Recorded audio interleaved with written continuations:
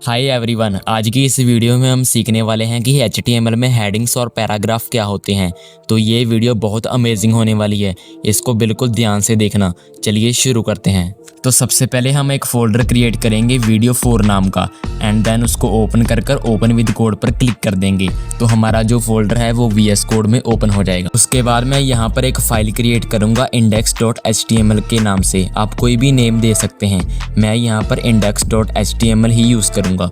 उसके बाद file create करने के बाद आपको एक्सक्लेमेशन मार्क कीबोर्ड पर प्रेस करना है एंड देन एंटर प्रेस कर देना है। तो आपका जो बेसिक कोड है HTML का वो आ जाएगा।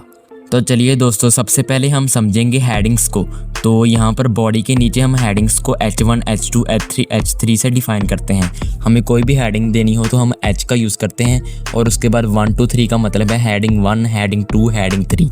ये HTML में H6 तक होती हैं। H1 सबसे बड़ी हेडिंग होती है, उसके बाद H2 सब हेडिंग, H3 उसकी भी सब हेडिंग। हम H6 तक यूज़ करते हैं। H6 के बाद आपको कोई ज़रूरत नहीं पड़ेगी क्योंकि इसका साइज़ जो है वो बहुत छोटा हो जाएगा H6 तक जाते जाते। तो यहाँ पर मैं बॉडी के नीचे H1 टैग लिखूँगा और उसके बाद इसके अंदर लिख देता हूँ हेडिंग 1। हेडिंग 1 लिखने के बाद हम वेबसाइट को गो लाइव पर क्लिक कर रन कर देंगे और आप देख सकते हैं हमारी हेडिंग 1 कुछ इस तरीके से दिखेगी। उसके बाद हम H2, H3, H5, H6 तक आपको लिख कर दिखा देता हूँ मैं। तो गाइस आप देख सकते हैं हमने H6 तक हेडिंग्स लिख ली हैं। तो अब हम वेबसाइट में जाकर देखते हैं। आप देख सकते हैं H1 से लेकर H6 में कितना बड़ा डिफरेंस है।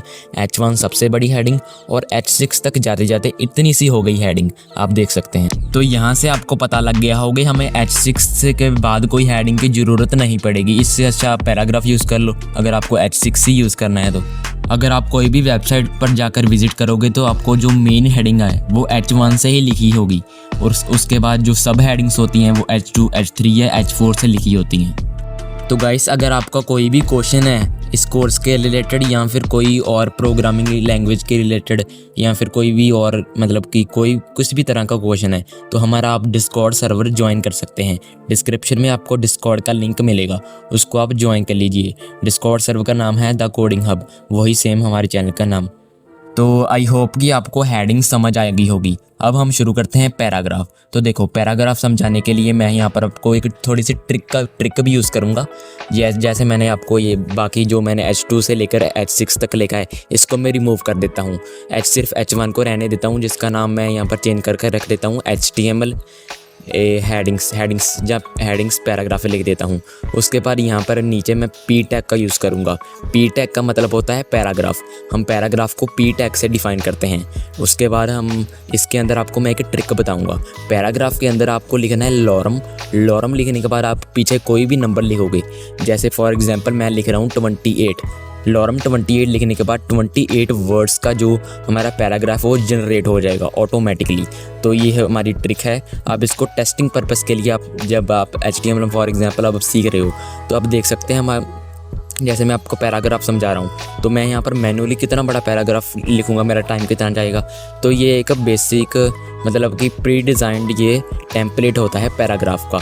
अब लॉरम के पीछे जितना भी नंबर लिखोगे, फॉर एग्जांपल लॉरम 5, लॉरम 6, उतने ही जो नंबर है उतना ही ये वर्ड्स जनरेट कर देगा। मैंने 28 लिखा, आप देख सकते हैं पैराग्राफ 28 वर्ड्स का जनरेट हो चुका है।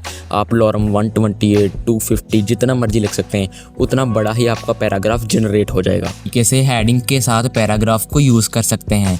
अब मैंने एक हेडिंग बनाई HTML पैराग्राफ एंड हेडिंग्स, उसके नीचे मैंने एक टेक्स्ट लिखा। उसके बाद मैं एक H2 से सब हेडिंग बनाकर दिखाता हूँ आपको।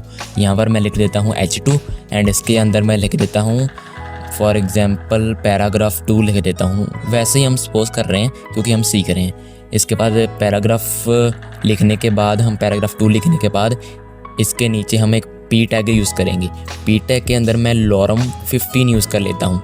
लॉरम 15 यूज़ करने के बाद आप देख सकते हैं हम वेबसाइट में जब विज़िट करेंगे हमारी तो आप देख सकते हैं उस सबसे ऊपर है मेन हेडिंग, उसके नीचे है पैराग्राफ, उसके बाद एक सब हेडिंग है, सब हेडिंग के नीचे फिर से पैराग्राफ है। तो ऐसे आप हेडिंग्स और पैराग्राफ को यूज़ कर सकते हैं जो कि बहुत यूज़ होती हैं वेबसाइट के लिए।